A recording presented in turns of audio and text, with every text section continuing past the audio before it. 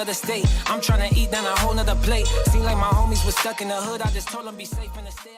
Welcome to the Black Myths Podcast. Welcome to the Black Myths Podcast. It's your host, Too Black. Today's myth is poor Caribbean savages. To give some logic behind the reasoning for this, there's a lot of myths we hear as we're going to get into with our guests about the Caribbean. Whether it's about Haiti, Jamaica, Tobago's, Trinidad, we can run down the list, right? And if you live down there, if you've spent time down there, you'll hear even more specific ones because, these people are going back and forth to different countries sometimes. So there's all different kinds of ideas. Just like up here, we have our regional perceptions of people, right? But these myths, go beyond just like mean stereotypes or things you shouldn't say about people, that kind of liberal sensibility. Like these things actually justify imperialist policies. Like they become a rationalization to continue imperialist policies upon these countries. And it can even get the support of certain segments of the population in these countries to, proceed in imperialism, as we see Marco Rubio doing. And he was just recently down in Jamaica, and he's getting, the people are praising, Jamaica's leadership for pushing back against the Cuban. They wanted to, there's a Cuban doctors go around and do work around the region, and the United States has been trying to say that it's some kind of forced labor nonsense or something. But the president's been pushing, or people in Jamaica have been pushing back, and other countries as well. But at the same time, they're providing troops to be sent into Haiti for so-called intervention, because there's a perception about Haiti that they can't govern themselves, and they're crazy and there's violence, right? So these myths go way back, but so today we're gonna try to deconstruct some of them and get a better sense of why there is violence in the Caribbean, and how these myths help perpetuate it. So this is a two-parter. So this is going to be about an hour, and then the next one will be about 45 minutes, 50 minutes ish. So our guest today from my the organization I'm a part of, Black Alliance for Peace, is Austin Cole and Erica Caines. Erica Caines has been on the show before. This is Austin's first time. Austin is a co-coordinator for the Black Alliance for Peace, one of the co-coordinators of our BAP Haiti's America team. Is based out of Boston, and Erica Caines is, the list is long in terms of accomplishments and credentials, but she's a writer and organizer in Baltimore and in the DMV. She's of field operations, and she's membership coordinator and also part of the coordinating committee and editor of the Hood Communist blog, founder of Liberation Through Reading, that provides children with books that represent them. So these are our two guests. So they will be coming in that can speak on these topics much better than I.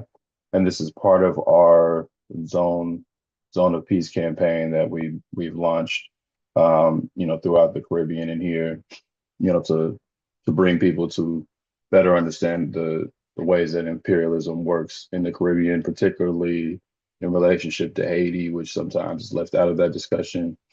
So you're going to hear different terms today. You're going to hear CARICOM, you're going to hear Southcom. You might even hear about the core group and things of that nature. And these are all just different entities that exist within. These are different entities that exist within the Caribbean, particularly Southcom and the core group are entities that the United States backs along with other foreign Western countries who like to have, like particularly the core group, who feel like they can have a say over what happens in Haiti, so much so to picking the prime minister. But Haiti has no representation here. Southcom, this big military force backed by the United States that, again, likes to say what needs to happen in this region. But again, Haiti and much of the Caribbean has no say, or they are going along with it. They are, like I said, giving troops or something of that nature. You'll hear other groups, OAS, and these are all, either comprador organizations that are not able to respond to the moment. So just giving you some of that without getting into a long, definitional breakdown, just for the sake of time here. So here's some of that. But again, we're just going to take these myths, work through them, and explain how they apply to imperialism, how this idea of these poor Caribbeans, and particularly for those of us in the United States, Africans, Black people in the United States, who feel some kind of superiority to them or some kind of separation from them. A lot of this stuff is done to us here too, as you'll see. So again, this is just part one. There'll be two episodes to walk through this all. Before we get into it, I do want to shout out our patrons real quickly.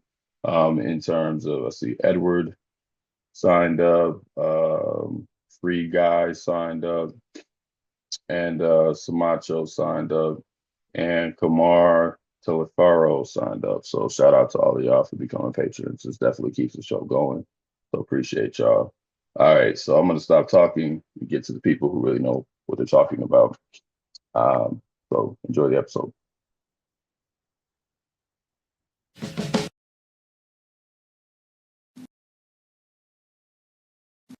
All right, here with Erica and Austin from Black Alliance of Peace. I'd ask y'all to introduce yourselves. Welcome to the show. You don't want y'all to go first. Yeah, peace. My name is Erica.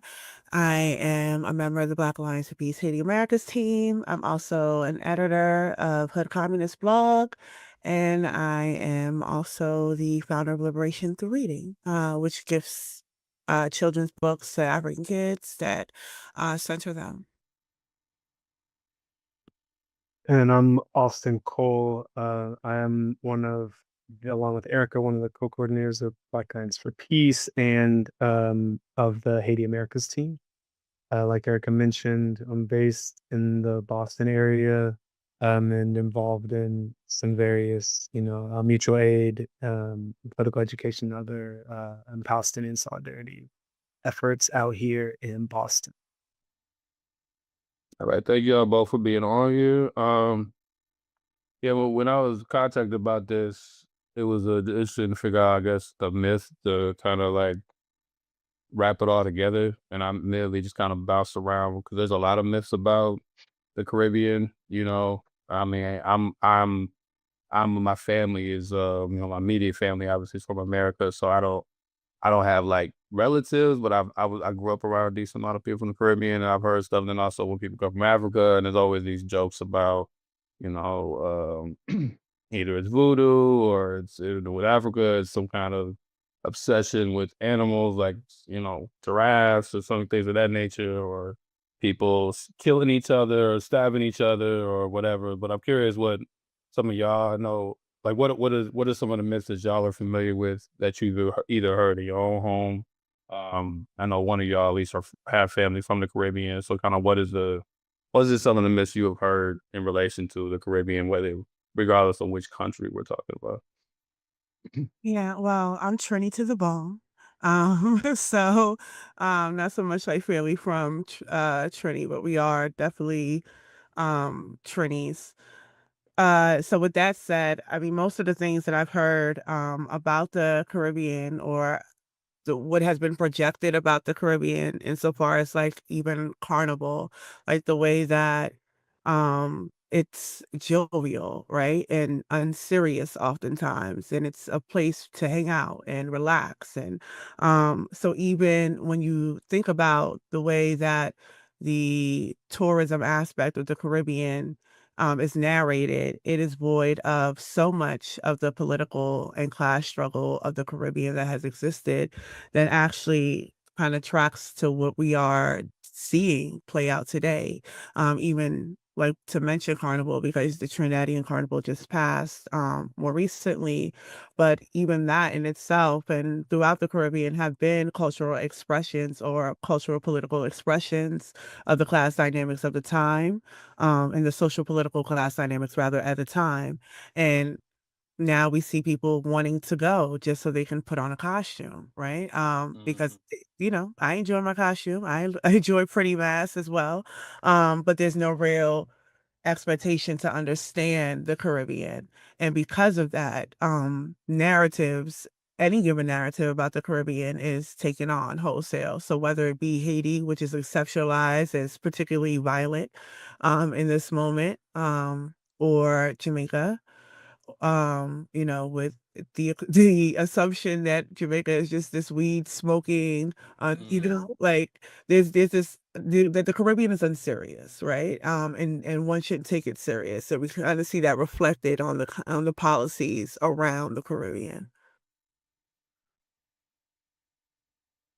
Yeah, I mean, I would echo a lot of what Erica just said from the other side, right? Or, I mean, maybe the other side is the wrong way to put it, but like you mentioned, like my family similar is my family comes from, obviously, Africa originally, but Right. Mississippi and Alabama, right? And so all of my folks are, from the South. I grew up in Ohio. I actually grew up in Springfield, Ohio, which is the town that was, during the election season in the news, right? Around, folks kind of going wild around the amount of Haitian immigration that has come to the city. And so we'll probably talk. In Springfield, they're eating the dogs, the people that came in. They're eating the cats. They're eating the pets of the people that live there. And this is what's happening in our country, and it's a shame. But just to say off the bat is, in that town where I grew up, right in Springfield, as I was growing up, it was devastated by austerity policies, whether from the government, from corporate actors, from the school system, right? Taking out all of these programs, big international harvester, big plant moving out of the town, and a bunch of folks losing their jobs, a lot of Black folks in my church community losing their jobs that were working in that space. And so even the introduction of, a lot of folks from Haiti and from other spaces has been filling a gap, right? And so I will say, though, growing up, there were not a lot of people from the Caribbean that I knew, right? For me, and for some of the myths that I, heard from my family, which again is mostly from the South, and then some of us lived up in the Midwest as well. Um, the first time I think I ever actually met someone from the Caribbean uh, was maybe high school, but yeah, I think I was like 15, right, or 16, where I met a dude from the Bronx who was Jamaican. And so for us, it was a lot of what Erica said about the unseriousness, I think is, people relating the Caribbean to smoking weed, right? To locks as well. I have an aunt that every time I see her, she says, Ja Rastafari, like when she sees me, right? And that's like the the association. And then I think more seriously is really just this idea, especially coming from a family that is and a community that is religious, right? In the way that many, Christian, and the way that, many Black folks from the South are. When things like the earthquake in Haiti or challenges would happen, there was always this call to, you know, we should help people, but they also kind of deserve it because they strayed away from the path of God with Yep. voodoo, right? In some of these things, right? Some of the myths in that way around, like, actually there's a reason that if those folks were kind of more, following the, evangelical or the kind of like Christian tradition in the way that we do here in this colonized form that we do here in the US, that those things wouldn't be happening, right? That there wouldn't be so much violence, that all of this stuff, right? Wouldn't be happening. So I think that was definitely something that I heard a bunch growing up, right? Even to the point, again, a lot of it was around Haiti, but as well around other parts of the Caribbean. And then obviously you have kind of people aspiring to vacation in the Caribbean, right? I mean, my mom, we had I guess I actually lied. My mom had a friend who was from the Virgin Islands, the US Virgin Islands, and she would kind of always talk about like dreaming of like visiting, and had never and wanting to like take us out there and actually, asked to have us like spread her like ashes in the Caribbean, right? And so there's like this, I think, this imagination, right? Of like both this kind of understanding or this kind of like dehumanization of folks in one way, but then also like this like view of the Caribbean as this fantasy place. And so and I will just say, like, as I grew up and then also in interacting with some of my family, that moved to places where there were many more people from other countries, right? There was often this like this clash, right? And this feeling of like all of these folks who are Caribbean or African to some extent, like are living in the places where Black quote unquote Americans, right? Where Black folks who, whose roots are in the South and other parts of this country can't live anymore, right? Or are getting pushed out.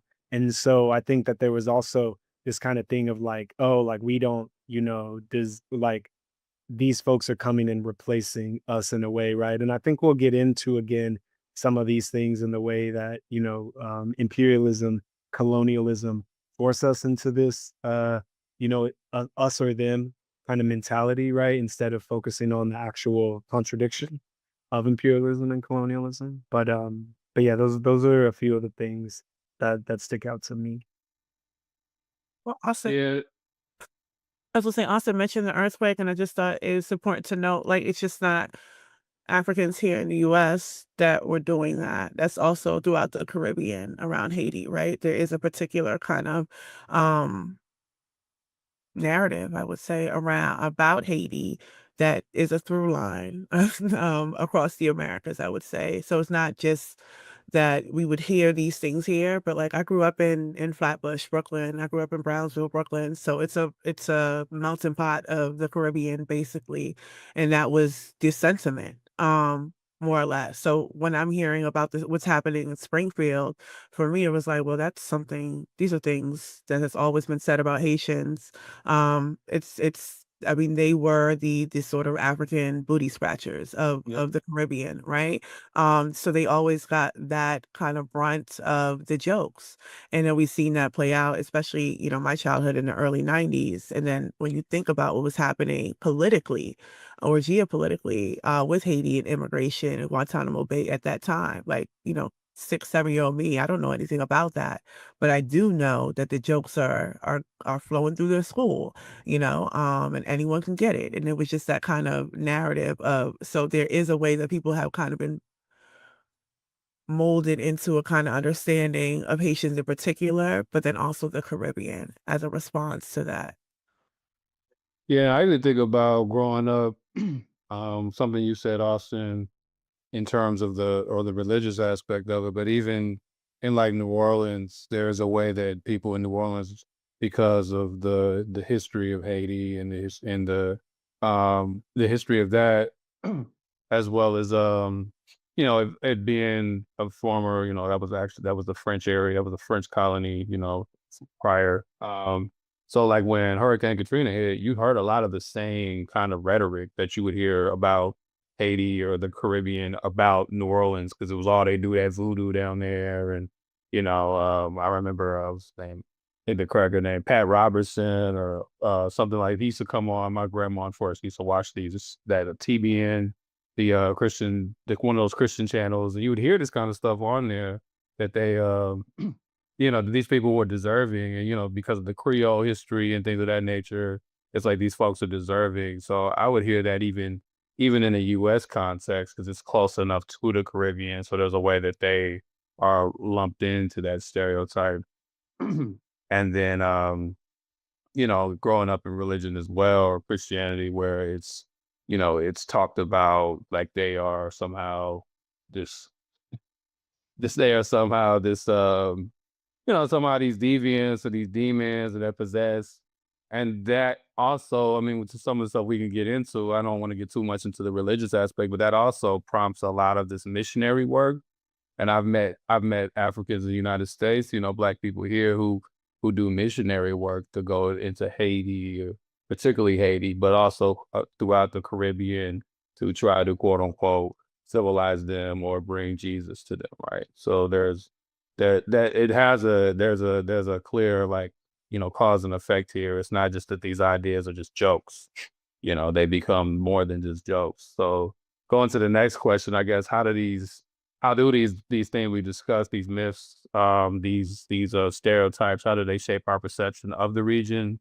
And how do they provide a rationalization for repressive policies and or just policies that do not benefit people in the Caribbean, the masses of people at least?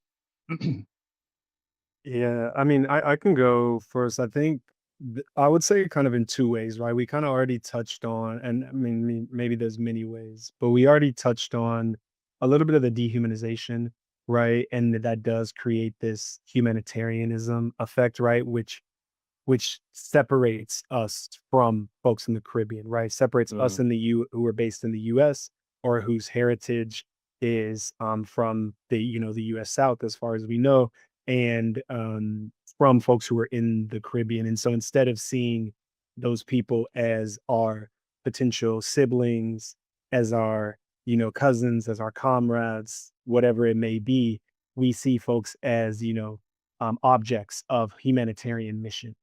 missions, right? And so that is a power dynamic, right? Where you're you are not seeing these people as people that are part of the same struggle for liberation against colonialism, against imperialism, capitalism, patriarchy, right? But you are seeing yourself as kind of the actor that is going to come and help these poor people in this other place.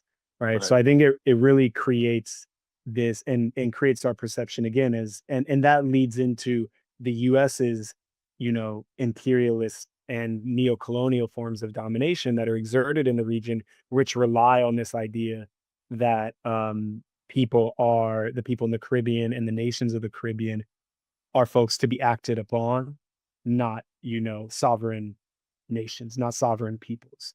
Right. And so I would say that kind of the dehumanization, and you see that maybe most extremely with Haiti, right? But you see it throughout the region, right? Particularly when there's any natural disaster, right? And they conveniently exclude, Cuba is often conveniently excluded from the Caribbean, which because it operates as a sovereign nation, right? Even though its sovereignty is violated all the time, and Right. it doesn't need that humanitarian assistance from the US, right? And so, or from other, European powers, and they are demonized for that in a different way, right? And so we And won't they do real humanitarian work also. exactly. They do humanitarian work throughout the Yeah. entire Caribbean, which is why, as you saw Trump, trying to attack the Caribbean and continuing to try to attack the Caribbean, you finally saw these folks at CARICOM stand up and actually say something against them because they depend so much on the Cuban missions, right? On the Cuban medical brigades and the folks that work there. So that I would say is one really major thing, that humanitarian aspect and the role that it plays in imperialism and domination. And on the other hand, the way that I think it also enforces repression is a little bit what Erica was talking about around tourism, right? So creating these spaces that are not for people who live in the nations to live and survive and be able to thrive on their own land, right? But for other people to go for a week to buy, to create enclaves, to buy housing, to do all these things. And for those folks, folks in the US to enjoy the spoils of imperialism and capitalism in the Caribbean. And what I think is really pernicious for Black folks is that then we can oftentimes in this kind of in this like upwardly mobile narrative that you kind of have this dream of vacationing in the Caribbean, right? Of going on a honeymoon in the Caribbean or one day being able to do that. And so then when radical folks come and say that actually tourism is destroying these places, right? It feels like an attack on your dreams, I right? made it. Yeah. Yeah. Right. Oh, well, I've been working so hard for this thing. Who are you to tell me that I can't go to this place and enjoy it, right? And it's, that's not what we're saying, right? But it is an understanding of your ability to go to this place that is cheaper and for you to be able to enjoy it is based off of the expropriation of land, the privatization of land, the destruction of ecology, the degradation of labor and human bodies, right? And communities in these places and the creation of this violence that we're going to talk about right in the region. And so that kind of again this dual thing that I always think about, which is the dehumanization, and then at the other side like the exoticization of not the actual people necessarily or the land, but like this fantasy idea of the Caribbean that really I think reinforces works with these myths to reinforce imperialist policies in the region. Yeah. Also, the ways that tourism works as a folks' individualized concept of resolving the issues of humanitarianism or any kind of humanitarian crisis. Because the first thing you hear, I mean, post Hurricane Maria, folks were going to Puerto Rico and flocking there and say, well, this is helping them because they can use it. And that's oftentimes what we're hearing, like, this is to help them, or this is to help these nations. But then also you have these leaderships that actually market it in that way. Come down here and help us. Like, so to Austin's point, and we'll probably talk about CARICOM a little more distinctly, but to Austin's point about them speaking about Cuba, and remembering that they have a backbone. Yeah. Yeah. Uh, at the same time, I believe is it Barbados right now currently? There are workers who are striking and protesting against the appropriation of land that they're going to be using. Keith Raleigh just cussed out the Trinidadian citizens over wanting to bring sandals resorts to Tobago. So this is because this is better for us, and we don't understand these things. So I think all of these things kind of work in tandem to create this kind of idea of what the Caribbean is without actually having to engage the Caribbean, which allows for these kind of policies to continue and for these neoliberal comprador leaders to be complicit with these policies or to talk out of both sides of their mouths. So that's often what we're seeing, especially as it relates to how they embrace the US. Like currently Marco Rubio is on tour. Yep. That was my next question, actually.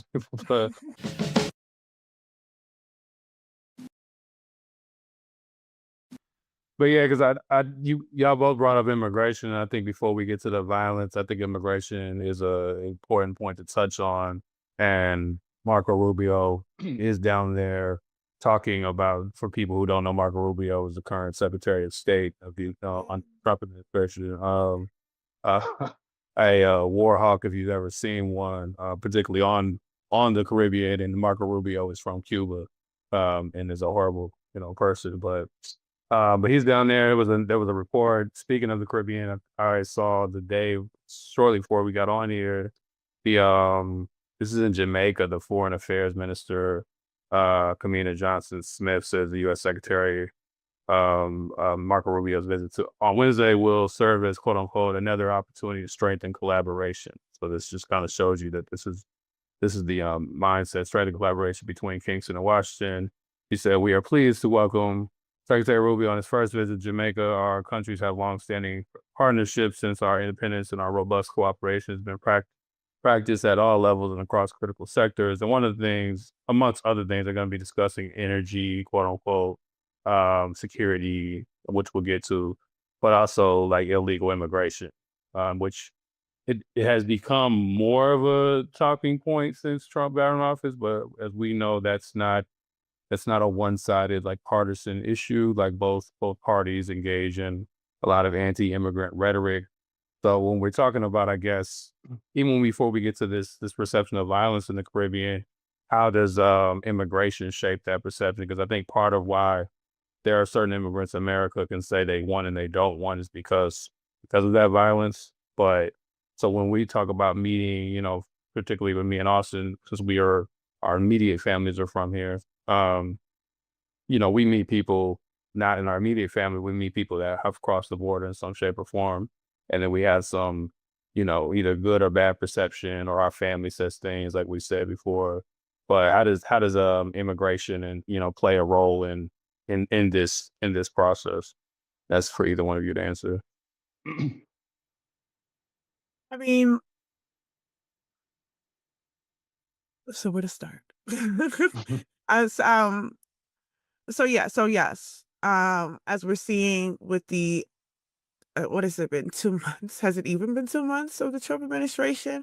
There has been an uptick in the use of ICE. Yeah, the use of ICE that is randomly, snatching people up off the street, very Gestapo style. Much of it, I do believe, is to create chaos and around the issues of immigration. But I do think that I do think the narrative around immigration is particularly interesting now because people are speaking to it as if this is a new phenomenon. And I do think it's important to note, like, Clinton, even when we talk about Guantanamo, like when I mentioned Guantanamo Bay earlier in terms of Haitians, we're hearing Guantanamo Bay pop up in the news as of late because of the Trump administration wanting to use it as a place, a facility to house immigrants in that they The are. so-called most violent immigrant is what Yeah. they claim. Right, the ones that they are entertaining, but the origins of the Guantanamo Bay Bay or the use of it has been with Haitian immigrants for the same reasons. And this is what, 1990, 1991. And then there was a 1996 INS under Bill Clinton, which was disastrous, that also, well, in particularly, it targeted Black and Caribbean immigrants. New York City has barely recovered from the INS laws. Because many people were just snatched up, taken to Texas, etc. So all of these things are through line. And then we know Obama with the, the porter in chief and all of these kind of uh things said about him with the kids in cages and things like that. But there has been a long-standing issue, I think, in the last 10 years or so around immigration where there has to be some kind of point to always, hey, African and Black immigrants exist, right? Because of the way that immigration is talked about, specifically around the violent Mexicans or the violent Venezuelans, right? So you do not hear that 200,000 Haitians got deported under Biden's first year. Like, you don't hear about that. You see the images of the horses, right, or the horseback whipping and things like that, but you do not hear the extent of what that deportation and immigration has been. And Jamaica and Trinidad have remained in the top 5 countries of deportations in the last 20 years, alongside Honduras and Mexico. And so these are conversations that are just not actually had beyond, I think, particular communities, like the Caribbean community, that has to be on guard for these things, that have to call and say, hey, such and such got picked up. What's the move?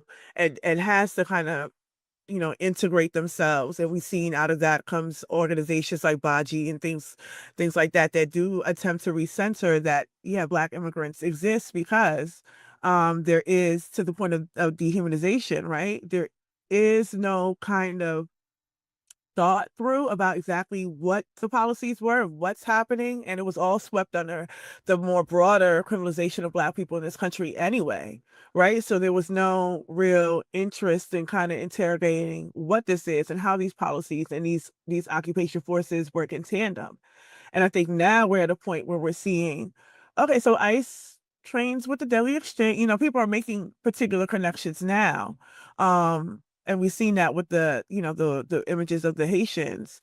But I do think there is more to be done around exactly what is happening in terms of immigration, as we're seeing the sort of prison imperialism policies with Ecuador and El Salvador and the Trump administration and what's happening there. And not only that, with Panama as well. So we're seeing there's a kind of buy-in across Latin America with, or aligning with what the Trump administration is doing, which also poses the question, why are they meeting with them and what are the actual conversations happening around immigration? Yeah.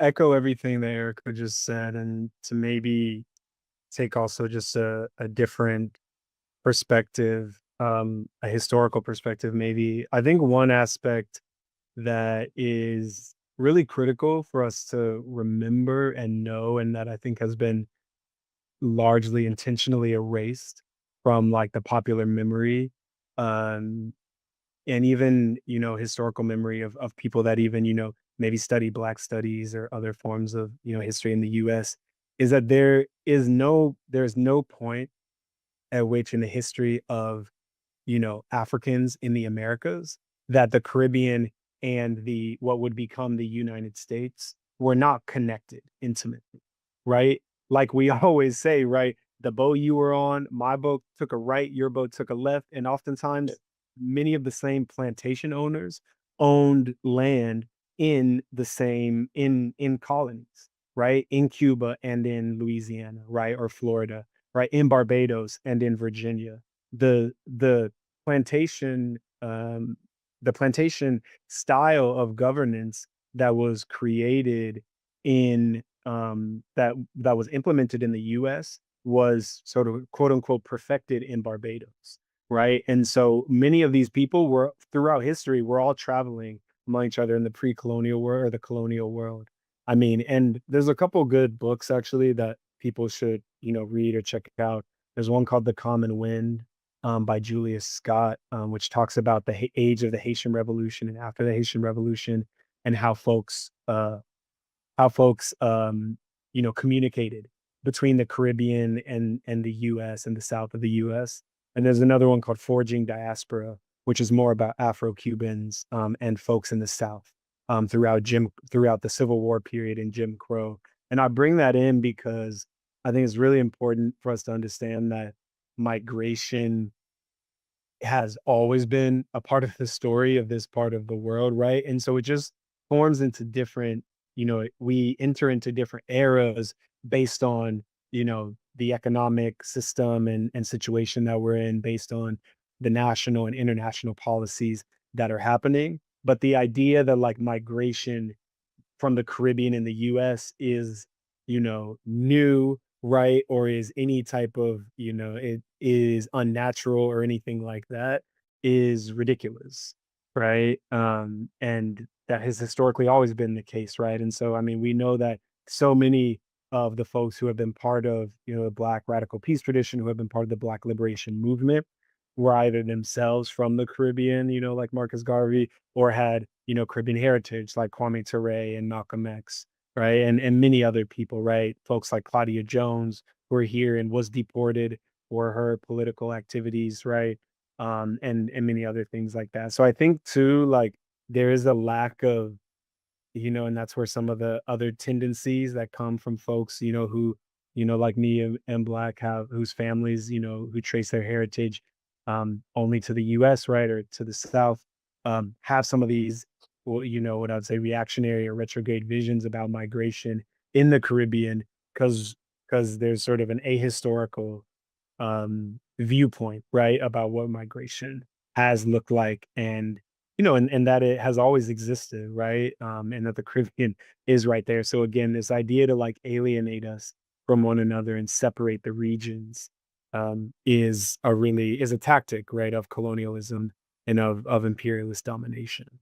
But yeah, the on the immigration point, yeah, I think even I don't want to get too much into this, but because it can go down a kind of useless conversation. But some of these more reactionary movements, I don't want to call them movements, but I guess hashtag movements, for lack of a better term, that popped up, ADOS, Foundational Black American, whatever, FBA, you know, they took stuff that I think was always there a little bit, like this sense of the dirty Caribbean people, worship um they worship these evil gods, but those things used to just kind of exist. It was just stuff people said around the way. It didn't I didn't always see it no one really organized around that for a while. It was just stuff. It was just kind of reactionary beliefs that people had. I'm talking about just everyday folk. And then at some point it becomes this it becomes talking to Erica popping on, we're talking about your ADOS cousins, but it becomes this it becomes this it becomes something for people to actually organize around. But as we're going to get to with the violence, I think the violence becomes a way to rationalize all these different movements. Like, we don't want these people here, like you said, Austin, they're stealing our jobs, and they're not just anyone stealing our jobs. They're these violent savages stealing our jobs too, right? Like that's the way we can push it. So, and then and like Erica said earlier, we act like there are no African Black immigrants, like they don't really exist. It's either just it's people from Latin America, quote unquote brown folks. But outside of that, they're not a thing. And then when we do bring them up, we're like, well, they hate us, right? Like they'll say that they hate us, they don't like us. They all of these things that have gone around when folks often, like we were saying, Austin, are using their lived experience, and they might have met 3 people from Haiti that came to their small city on some kind of trip, and that was it. You know what I mean? But it is, I do think it is, on all seriousness. I know we try not to spend too much time on it, but it is starting to take hold beyond just the internet. Like Yeah. I've even had people hit me up about hearing these things and they asking for us to, do a myth on it. I know Black Man Bill just did some kind of polyad about Black folks being quote unquote indigenous, to America or whatever. So there is this tendency, it is starting to show up in rhetoric of people who aren't even really online like that. That's the thing about people don't understand. Like, even if people are talking about stuff on Twitter and and you say, well, everybody's not on Twitter, that shit that still finds a way to trickle somewhere else and people will pick up some of those talking points. Yeah. Yeah. No, that I think that, and I feel like it's also really regional, and you see like how some of these things pick up in different ways in different places, right? Because I mean, I think one of the biggest things that I've learned after living on the East Coast for a little while, right, is people's, familiarity with, more than, one or two Haitian folks, right? Or, Jamaicans or whatever, and understanding what that looks like versus, myself growing up in the Midwest, spending a lot of time in the South, and not really having that same experience. And I feel like you see like the ADOS and others being super popular in places like Atlanta, maybe where they're offline, at least, um, Hmm. where there are like a lot more, where there's a lot more recent immigration, maybe the last 20 years or That's a so. good point. Yeah. And then you also have like gentrification and other pressures. And I know like when I went to college in some of the, places that I was around, I was like, sometimes I was like, oh, I'm like one of 3 or 4 US born Black, or not US born, but US like heritage, I guess, Southern heritage Black folks here. Right.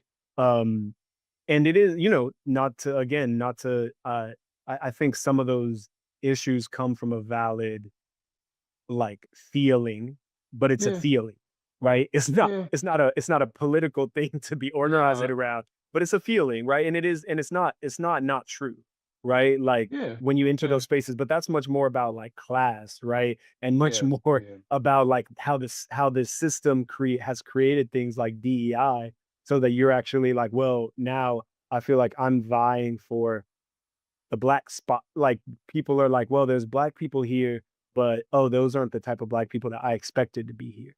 Right. And so anyways, there's, like you said, starting to venture into the area of it not being a useful conversation. but no, but But I think I'll say this, and it looks like Erica's alive again, so we can get back to it. But I'll say this, like I always say, like when these things happen, when these movements pop up, there's always an issue that, like you said, is real in some sense, that touches on something real for people, that people are able, that these things are able to exploit. So, immigration is not. I think sometimes liberals miss the point, and even some people on the left, they act like it doesn't cause stress for some communities. It does cause stress for some people. It doesn't mean it should be a matter of hating immigrants, but it does cause stress and it creates competition in the workplace, things of that nature. Or like you said, there's the class issue where, the state is recruiting people from other countries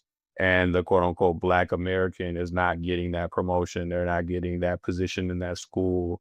And that is something that does cause tension. It's not like that does not happen. You know what I mean? So it is. Now, how we understand it and the ideology behind it is where things go wrong, very wrong. These things don't come out of nowhere. And to that point, like it is not a unique perspective to be antagonistic towards immigrants just in the US, right? That is something that's also occurring in the Caribbean, as we see with Haitians, as we see with Venezuelans. But also I do think that to the point of dehumanization and those things, that does allow for these kind of conversations to fester. And then there's also those austerity policies that are either coming from sanctions or these sort of backwards economic deals that the Caribbean is finding themselves in that allows for these kind of conversations around people stealing jobs and et cetera, right? Because there is no actual focus on the needs of the people insofar as like the actual focus is the betterment of the nation economically. So when we see those kind of conversations developing, there's really never a conversation around like the root causes of this. And I think that also speaks to like the violence conversation as well.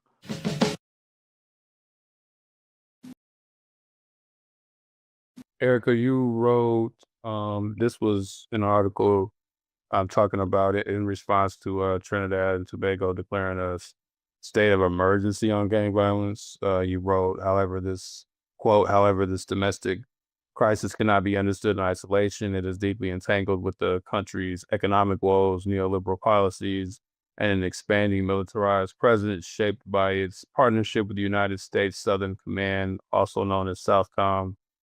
So again, for folks who are not privy to these issues, what is gang violence, which we do hear a lot about in the news, particularly in Haiti, but really still throughout the Caribbean.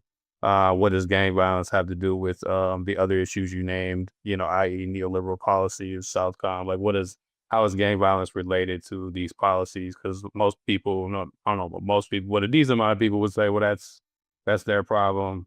That ain't got nothing to do with us or anything like that. Yeah, I think similarly to what we hear in the US, much of the framing around gang violence in the Caribbean or Latin America more broadly has just been justification for military and economic interventions, the same way we even see it used here for occupation of our neighborhoods. So they use these kind of narratives of gang violence or chaos to kind of mask their imperialist agendas, right? So they're using the sort of manufactured crisis as like a Trojan horse, so to speak, for I think Austin spoke to it before, resource extraction, land dispossession, etc. So, and all of this has been under the guise of like providing security. So I think there is something to be said about violence, right? It's not to say that violence is not existing or there are no actual issues with crime and gangs, etc.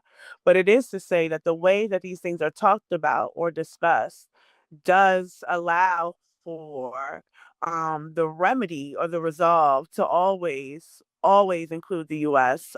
In Southcom. So, particularly in with Trinidad and Tobago, there are a plethora of social issues that Trinidad and Tobago is facing currently. Historically, Trinidad and Tobago's union and labor movement has been the strongest in the Caribbean, and it's toothless today. Like it has no real substantial power. And this is something that they have been fighting for and around. And we've just seen things get stripped away, stripped away, stripped away. Also, policies economically around like their social security benefits and what is going to happen with that. These are questions that the citizens have that are not properly being responded to. But the questions of crime they have an immediate response to, right? And that immediate response is never about alleviating these sort of financial um, barriers and restraints that people are under with these, this kind of economic warfare on them. Um, but it's always met with occupation. So in the case of Trinidad and Tobago, so they had curfews, but this would not be the first time they've had curfews. But I think at any point in time that they have like these sort of violence in the headlines, they shut down the entire country. But what does it mean to shut down the entire country? And then we see the sort of comparisons that citizens are making to like these Palestinian checkpoints, right, that are occurring. And this is on with the backdrop of the Operation Trade Winds, which is the military to military training between the US and the Caribbean nations, Trinidad, Tobago, Jamaica, Guyana, etc. So we know that this is what is occurring. And then the resolve to the gang violence is that we're going to put more of this military training onto the streets of Trinidad and Tobago for all citizens if they so happen to, um, violate curfew. And there's no real actual answering of the question. And we see that also with Jamaica, right? Jamaica goes to the extremes of like banning gun music, right? There's no more, they don't hear any more that kind of music. But there is no conversation around why the citizens themselves can't step onto the resorts, or why, why they have no real input of what's happening economically in their country, or what's the resolve for them. But we are hearing that it's not safe to be there. Um, but I do also want to note that even when we're hearing those things, Haiti still remains the exception in the conversation. Because we're hearing these things about Trinidad and Tobago and Jamaica and Turks and Caicos to some extent in passing. We're consistently told that Haiti cannot govern itself. Like there's no, Haiti is just has the inability to be stable.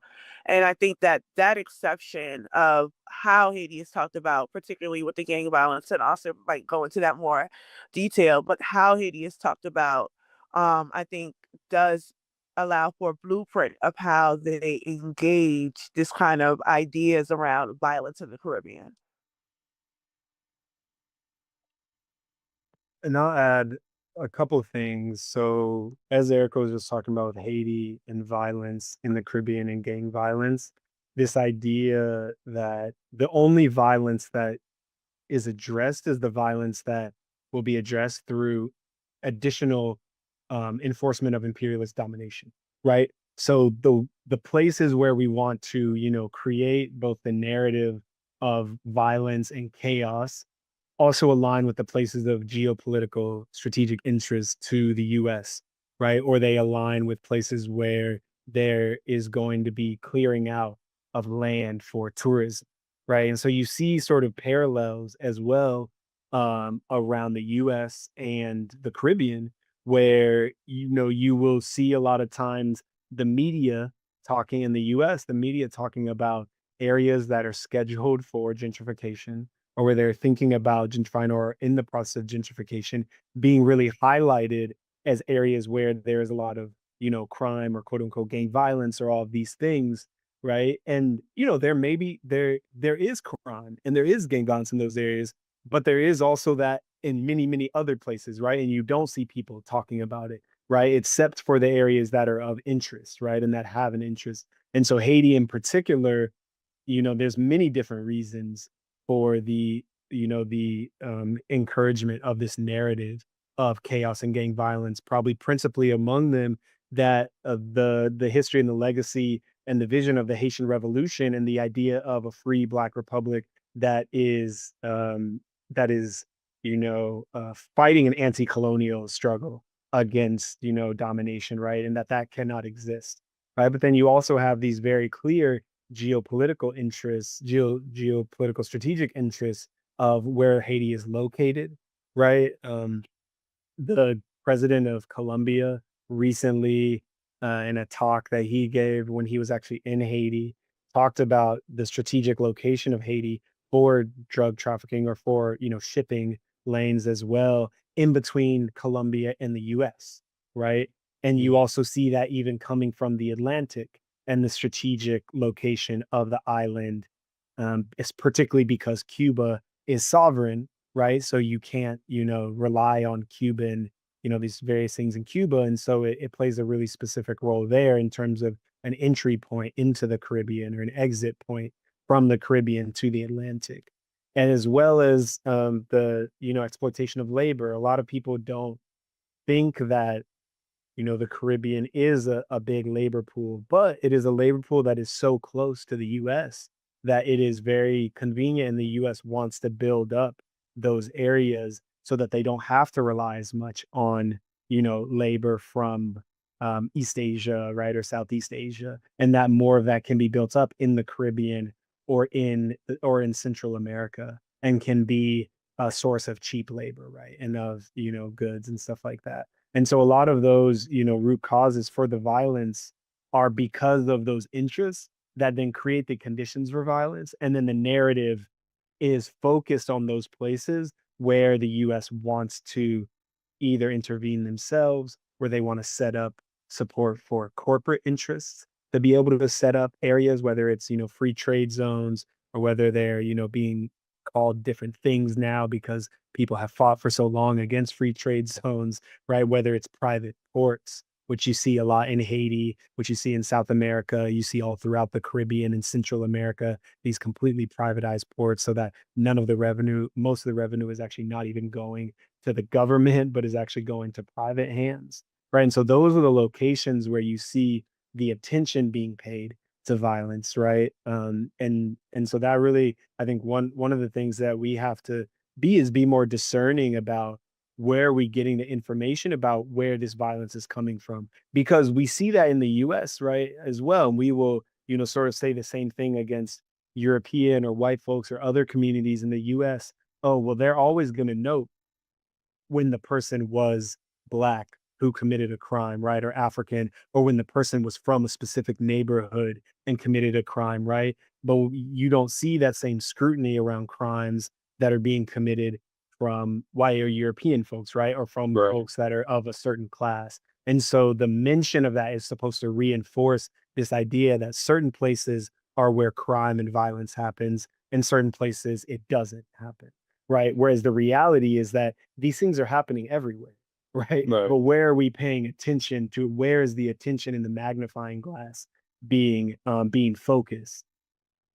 And I think that goes to that humanitarian point that you brought up earlier. Or we both were talking about in terms of, or we were all talking about in terms of like they're separate people in Haiti are separate from us, and you could say this more broadly about the Caribbean. So on one level, you have they're all violent, and then you have this like white guilt, liberal guilt sentiment that now we need to save them from themselves. Mhm. There needs to be some kind of there needs to be some kind of effort to repair the region or something of that nature. So recently there was 18 countries throughout Latin America and the Caribbean joined in quota forces and regional alliance to combat organized crime, a growing threat that puts the stability and security of the region at risk. This is an article quoting from.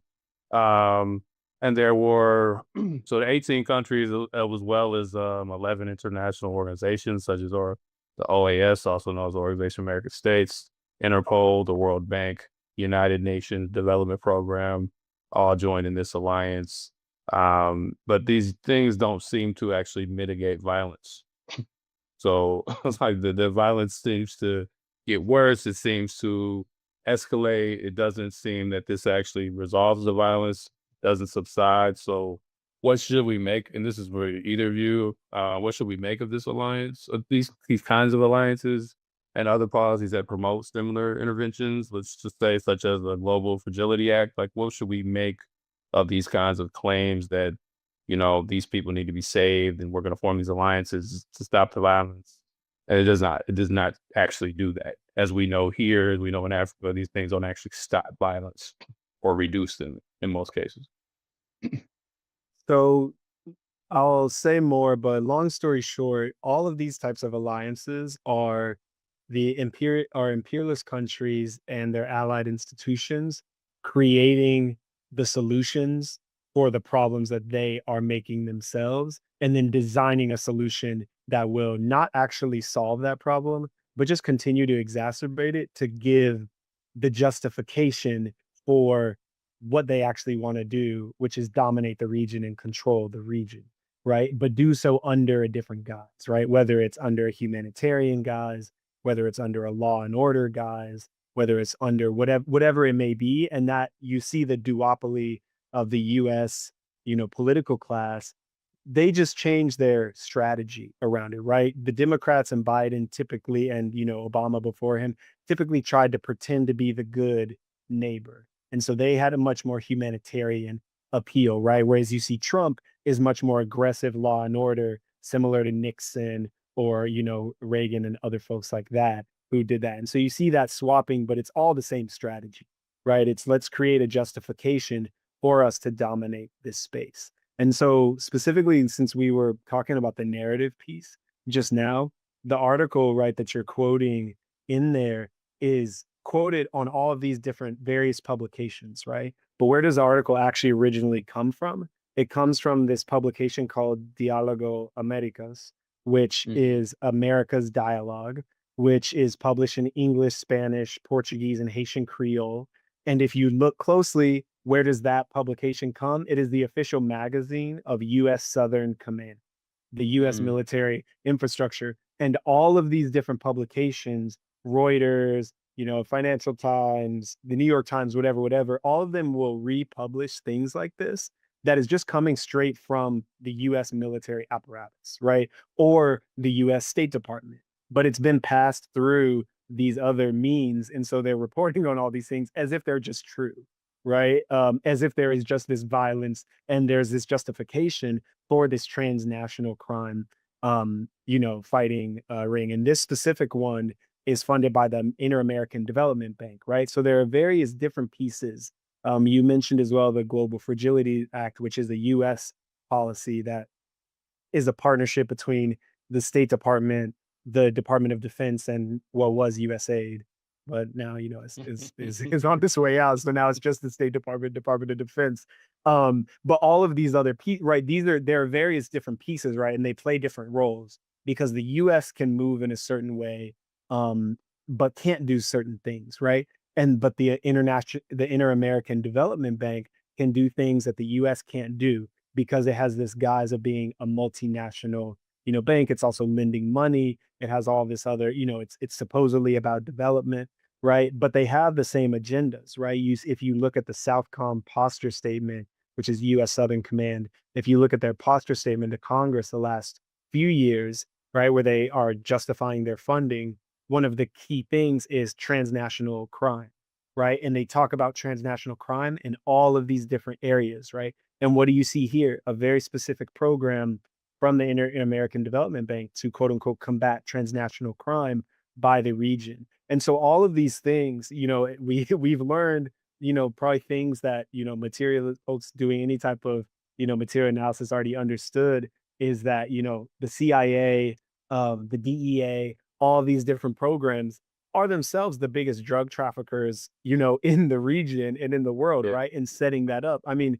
we've known this since the Iran-Contra affair, right? But gun trafficking too. And gun trafficking as well, right? Like, I mean, we've known this, right? I mean, Pablo Escobar and his son and all these folks said, like, I work for the DEA, right? Or the CIA, right? And then the DEA is trying to fight the CIA, right? And all of these different things, right? So we've known this. These aren't conspiracy theories. These are well documented, right? And have only become even more documented with the release of certain classified information.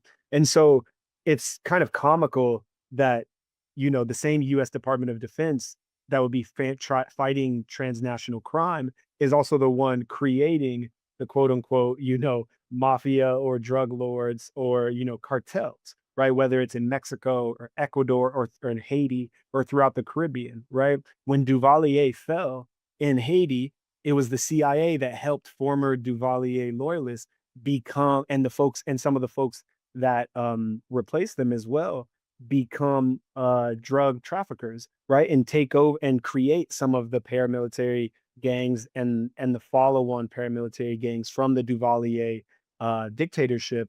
That still kind of, that legacy still continues to this day, right? So when we see the same people creating flooding these countries with guns, creating the reason for transnational crime organizations to exist, saying we're going to go and fight transnational crime, right? It's ridiculous, right? And those are the same organizations that work to topple the workers, what was in Guyana, the Working People's Alliance in Guyana, with Walter Rodney. Those are the same folks that worked to topple the New Jewel movement in Grenada, right? Those are the same folks that worked to topple the Manley government in Jamaica, the same folks that fight against, independence of Puerto Rico, the folks that are doing all of these things to try to fight against the sovereignty of these nations so that they can use them for their own designs. And it works well because you create violence in these places. You tell them that it's their fault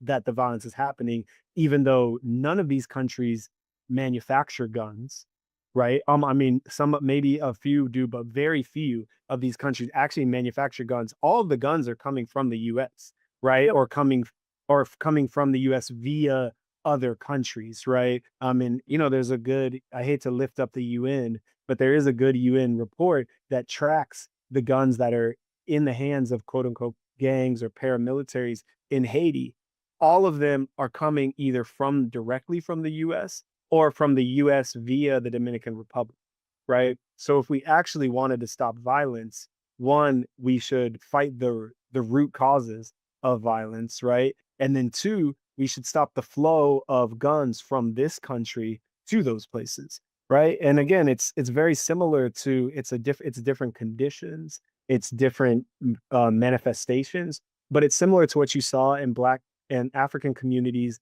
and poor working class communities here in the U.S. throughout the 80s and the 90s, after the sort of in the late 70s, after the Black liberation struggle, after the Black Power movement, after folks were actually fighting for power, you saw these communities get flooded with drugs and guns, right? And that didn't come from nowhere, right? I mean, again, these are like well established facts that even the CIA and the FBI and others have recognized as facts that these things happened, right? So again, we're not talking about conspiracies, but when it's very seductive to kind of fall for the mainstream capitalist imperialist press and the narrative that these are just violent places, right? Without looking at any of the history and without looking at any of the reasons that alliances like this might want to be formed, right? Because they are always, being formed based on the conditions, and because it's no longer okay for the US itself to intervene in the region because folks might, rebel if a similar situation like Grenada happened right now. They know that they need to do it in other means, right? They need to do it through other ways. And this is just a manifestation of them recognizing that reality. Yeah, I don't know what's left for me to say. No. But to Austin's point, I think that it is important to note that the violence, it's not accidental, it's not by happenstance, and much of it is manufactured. So when we see um, this come together with the inclusion of countries like Guyana, um, especially what's going on with the tensions in Venezuela, you can see that it really underscores the alliance alignment with external militarization and those agendas. So even with the claims of regional unity, it appears that they just want to reinforce these sort of foreign directives that prioritize militarization over and over and over. Because it isn't like, why is the OAS there? Why does the Organization of American States have so much control over the Caribbean, especially as it regards to Haiti? Um, but even to that point, I think that you mentioned the soft power aspects of this, and there is, I suppose, there is no more USAID, but who knows? They're processing very, very hard for it. So And maybe, they're winning some court battles too. yeah, so maybe it'll come back. But I do think, like, when we talk about the Monroe Doctrine of it all, even when we talk about Trump and how super aggressive he's being with Marco Rubio, like, we talk about Marco Rubio, but he's been doing this under the Biden administration. Marco Rubio has been writing policies and sanction policies for Nicaragua alongside Tim Kaine, etc. So these kind of have been the bipartisan um hands-on approach where you would see the kind of decentralization that Biden kind of pushed with the front yard approach to to the Latin America, whereas the Monroe Doctrine distinctly names it as the backyard, right? So he's like, no, no, no, no, you're the front yard. But either way, we see that the policies around, especially Nicaragua, Venezuela, Cuba, have not shifted significantly.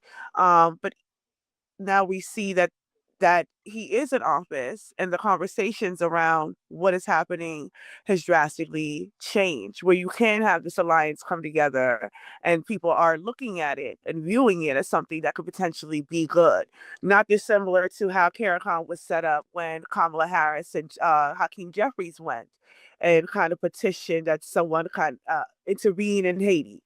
um these are the tours that they do, these are the talking points that they have, but ultimately, it, as Austin noted, it is for the capture of the region. They want to be able to continue to control the region, especially using Cuba as this sort of, you don't want to become Cuba. And I think the thing with Cuba is, which I find interesting, is that to the point, right? We will see leadership. We will see leaders in this day and age stand up and defend Cuba, risk their visas for Cuba, um, because it is the medical brigade that's being slighted. And they use the medical brigade. But to the point of how they see themselves or how they understand themselves, CARICOM is not wanting to make those same kind of hardline stances when it comes to Haiti. Instead, they're taking the humanitarian approach where Haiti cannot govern itself. We need to help Haiti. They're taking an approach where we have, named as blackface imperialism, um, where they do see themselves being better to occupy Haiti than white people, right?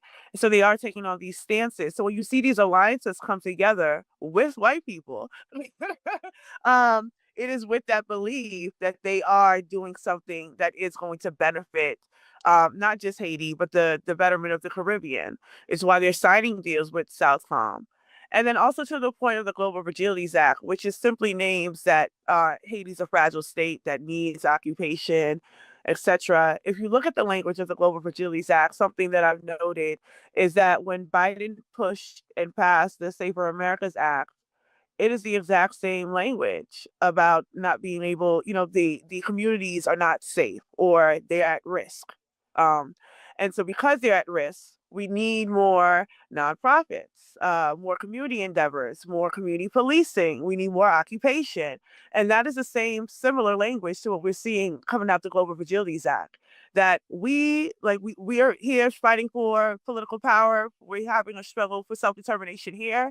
It is not distinct from the struggle of self-determination that is disallowed for Haitians, where they are not allowed to be sovereign. They are not allowed to make their own political opinions and forge a direction for Haiti. And we're seeing that happen throughout the Caribbean, where we see like how much, arguably we could, the day-old debate, is Guyana a Caribbean nation? But Guyana sees itself as a Caribbean nation. It's understood broadly as a Caribbean nation. It is part of CARICOM. And it is, fairly instigating a situation, or it is being pushed to instigate a situation with Venezuela on behalf of the U.S. So I do think that and the inability for the Guyanese government to take a firm stance on that, but kind of capitulate and go along with it, make these grand speeches about Venezuela and the Venezuelan government. I think that speaks to what these alliances actually do and don't do, especially when we see that Interpol and Europol and the IMF and the UN are all involved. We can see that this has nothing to do with the betterment of the Caribbean.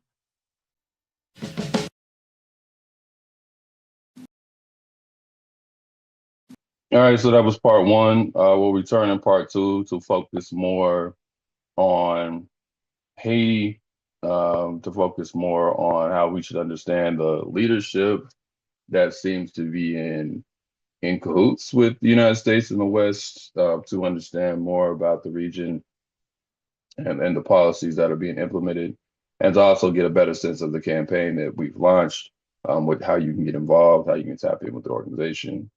So thanks for coming through, and we'll see you in the next episode. Okay. Fresh out the plane in a whole nother state. I'm trying to eat down a whole nother plate. Seem like my homies was stuck in the hood. I just told them be